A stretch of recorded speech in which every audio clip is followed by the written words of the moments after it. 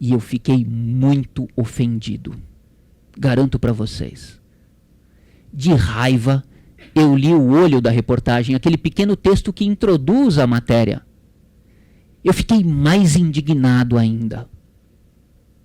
E de pirraça eu li aquela matéria inteira. E foi uma das maiores joias que eu encontrei na minha vida. A gente vive na era do conhecimento, vocês sabem disso. Hoje os diamantes, os rubis, as safiras, as esmeraldas estão jogadas no chão nas ruas.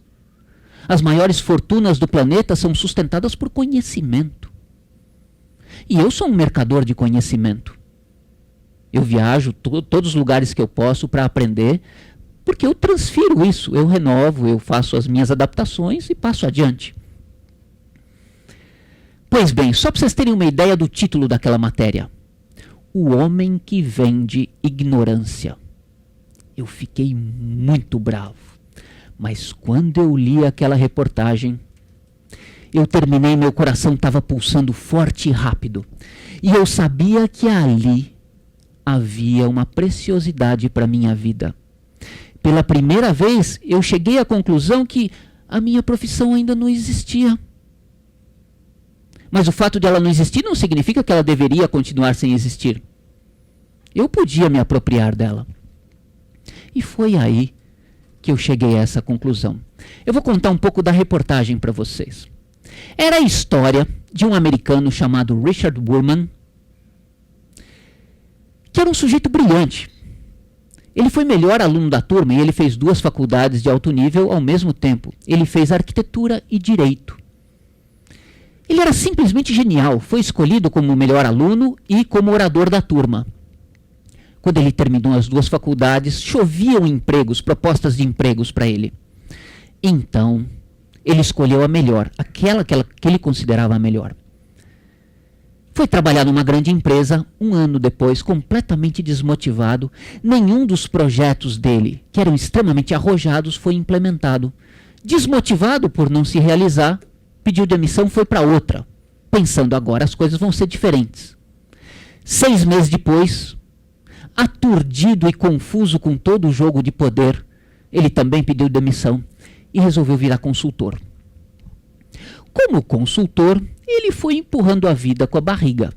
É claro que naquela época nos Estados Unidos, empurrar a vida com a barriga era muito mais próspero do que aqui no Brasil.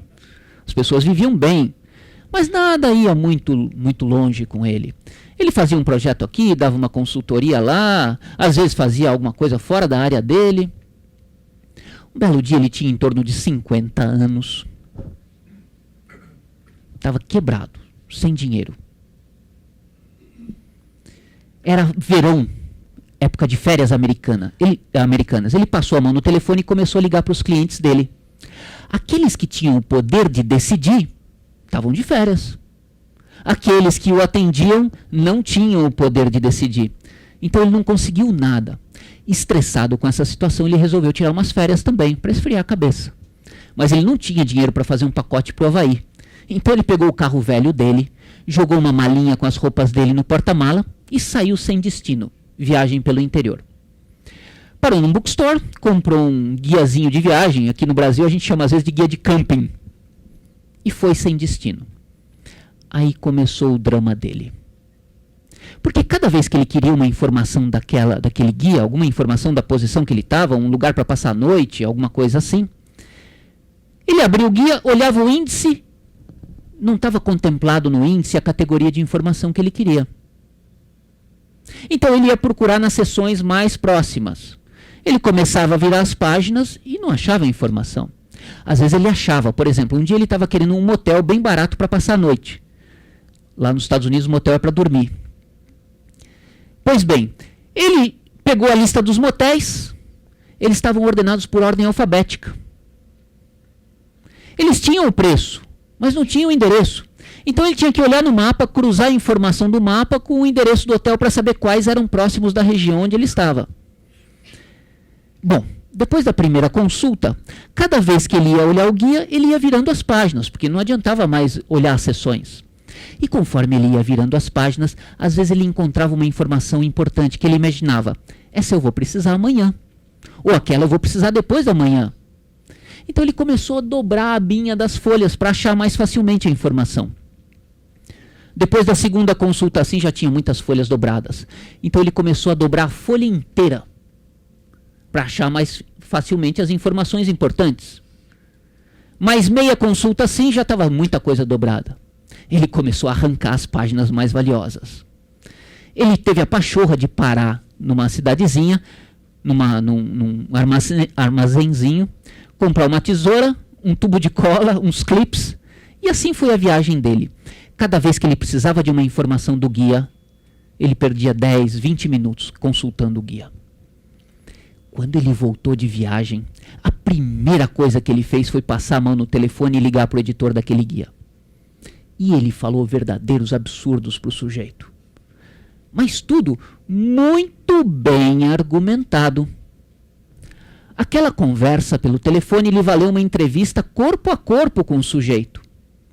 E quando ele entrou na sala do sujeito no dia da entrevista, com o guia em frangalhos na mão, ele chegou assim e jogou em cima da mesa do cara.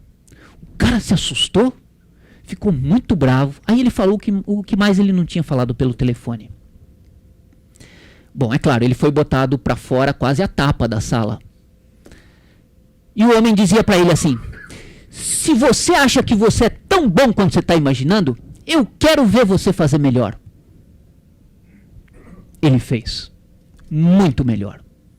Esse sujeito hoje é conhecido como o maior arquiteto da informação vivo. Ele vale o peso dele em ouro. A empresa dele é ele e a secretária dele, ou pelo menos era na época da reportagem. Num home office, num escritório em casa, numa mansão na beira da praia da costa oeste americana. Vocês sabem quanto vale uma propriedade dessas. Ele é o maior especialista vivo em construção de listas de informação, listas telefônicas, por exemplo, guias de informação, guias turísticos, por exemplo, e manuais técnicos. Qualquer um de vocês sabe o drama que é comprar qualquer um desses aparelhinhos eletrônicos e tentar fazê-lo funcionar lendo o manual. É praticamente impossível. É mais fácil dar o aparelho para o filho de 3 ou 4 anos de idade, deixar ele brincar e depois aprender com a criança. Mas quando esse cara põe a mão num manual desses, qualquer um entende. Num dado momento da reportagem, a jornalista lhe pergunta: eu ainda não entendi muito bem o que o senhor faz. O senhor pode me explicar de uma forma mais simples? E ele responde de uma forma muito sarcástica: eu vendo a minha burrice. Graças à minha burrice, eu fiquei milionário. Nas linhas seguintes explica: eu tenho muita dificuldade de compreender a informação escrita. Logo, eu tenho que me dedicar muito a ela. Mas quando eu compreendo, eu sou capaz de reorganizá-la e torná-la inteligível para qualquer outra pessoa tão burra quanto eu. Quando esse sujeito põe a mão num material desses, vende que nem capa da Gisele Bündchen. Vende qualquer coisa. Eu falei para vocês, eu terminei essa leitura extremamente excitado e já tinha desistido do meu compromisso. E eu sabia que ali tinha algo muito importante para mim. E foi aí que eu decidi que eu era um arquiteto do aprendizado. Evidentemente, eu tenho que confessar a vocês, eu tenho uma tremenda dificuldade de aprender as coisas. E essa é a minha qualidade. Porque graças a ela eu tenho que me dedicar muito quando eu me motivo por algo. Mas quando eu finalmente aprendo, eu sou capaz de criar atalhos e facilitar a vida de qualquer outra pessoa que queira aprender a mesma coisa.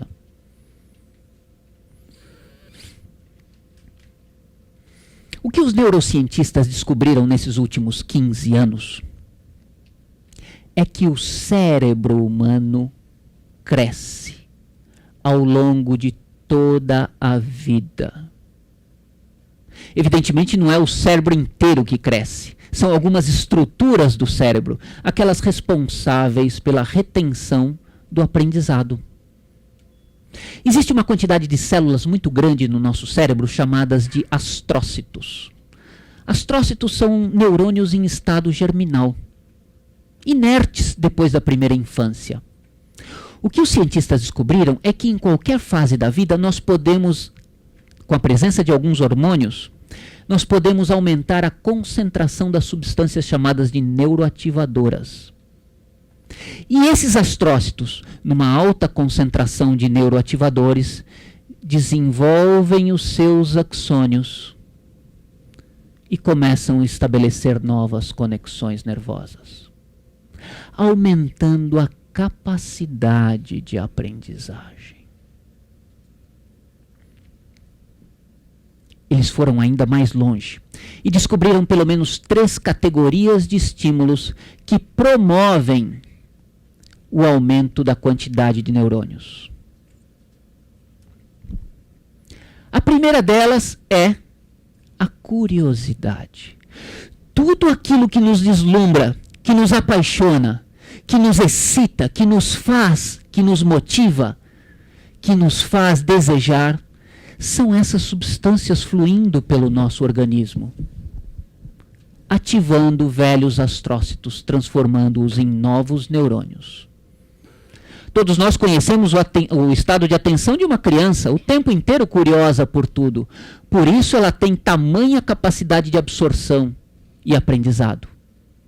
E isso é possível para qualquer um de nós, se estivermos devidamente excitados interiormente com a realidade da vida. Se formos apaixonados pela vida ou por qualquer coisa. A segunda categoria de estímulos são os próprios estímulos do ambiente, as situações do dia a dia que nos fazem mudar de opinião, tomar decisões, aprender coisas novas, desenvolver novas competências, mudar sentimentos, mudar posturas, atitudes. Algumas delas um tanto estressantes, e desde que elas não sejam traumatizantes, porque a concentração de hormônios de estresse no sangue inibe a função dos neuroativadores. Se nós não estivermos suficientemente estressados, apenas um pouco estressados, mais uma vez, nós estamos expandindo o nosso potencial de conexões e circuitos nervosos. E a terceira categoria de estímulos são os novos movimentos corporais e padrões de percepção sensorial.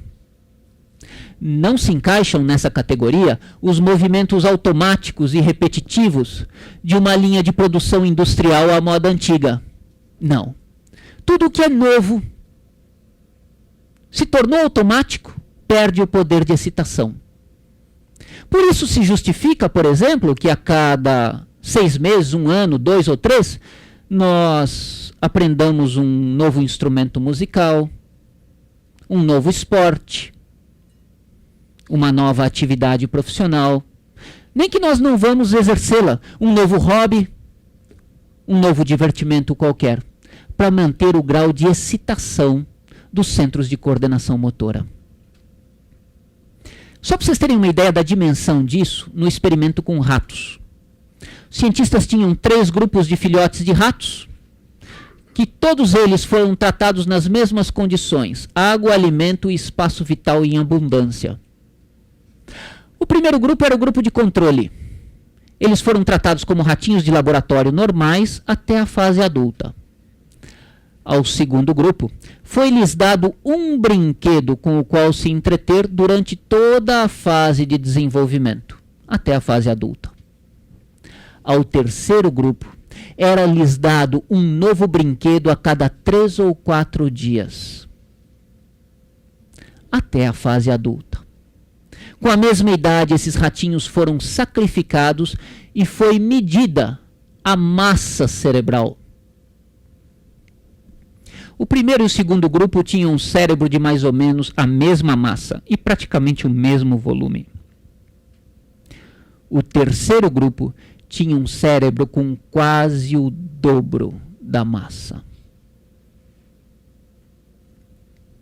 Isso não significa que nós humanos vamos ficar cabeções. Pelo menos não ao longo de uma vida, talvez ao longo de muitas gerações.